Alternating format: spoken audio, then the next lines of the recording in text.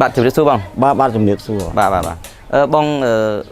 chung ấy đây bong nhóm chùa lao xì thon bà hay thì trang này haiទី đây តាំងនេះគឺភូមិថ្មគោលមួយសង្កាត់ចំចៅ2ខណ្ឌពោធិ៍សែនជ័យរាជធានីភ្នំពេញ bà bong chẳng đang tham muốn đừng praផលិតផលធម្មជាតិណាកូស៊ីនេះបងមានបញ្ហាឈឺអីដែរ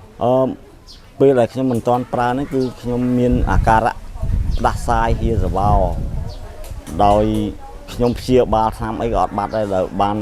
ប្រើណាកូស៊ីដែលគេ live តាម Facebook ហ្នឹងខ្ញុំបានទិញ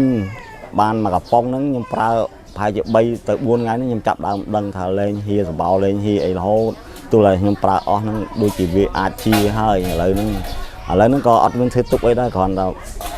វាអត់មានអីទាំងអស់ឥឡូវនេះធម្មតាបាទជួយរៀបរាប់បន្ថែមមកនេះបងថាពីមុនពេលដែលបងធ្វើទុក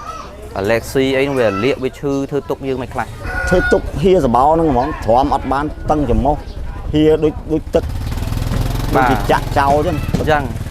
បាទហើយពេលសម្រានពេលអីមិនដែរបងបាទពេលសម្រានអីបបាក់ដកដង្ហើមគឺវាហៀសបោហ្នឹងហ្មងតឹងច្រមុះវាបាទតឹងច្រមុះហ្នឹងបាទហើយឥឡូវបន្តពីប្រើអស់មកកំប៉ុងបានធូរមិនខ្លះបងបាទប្រើតាំងពីអស់ពីប្រើមកកំប៉ុងយើងដូចជាហ្មងលេងហៀឃើញខានប្រើប្រហែលកន្លះខែនេះអស់ឆ្នាំកន្លះខែដូចអត់ដែរឃើញធ្វើទុកមកហៀសបោវិញមានរើឡើងវិញបងបាទដូចអត់មានរើផងបាទឥឡូវបងជឿជាក់ទៅលើគុណភាពទេបងបាទខ្ញុំជឿជាក់បងប្អូនដែលមានអាការៈដូចជារូបខ្ញុំផ្ដាសាយហៀសបោតឹងច្រមុះនេះសូមបងប្អូនប្រើថ្នាំណាកូស៊ី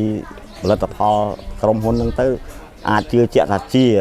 ភាគច្រើនខ្ញុំអាឡែកស៊ីយូរហើយមិនមែនតិចឆ្នាំនេះតាំង2009មកនោះបាទតែមកទៅប្រើហើយជារយៈពេល1ខែហ្នឹងទេដែលវាធូរស្បើយច្រើនជាដូចជាដាច់ចឹងបាទអត់រើឡើងវិញទេណាបាទព្រោះបងខានប្រើចូលកន្លះខែអត់អីទេបាទហៀសបោលែងជួលក្តាស់ដូចមុនហើយបាទអញ្ចឹងអរគុណច្រើនបងដែលជួយចែកលេខបាទអរគុណច្រើនបាទ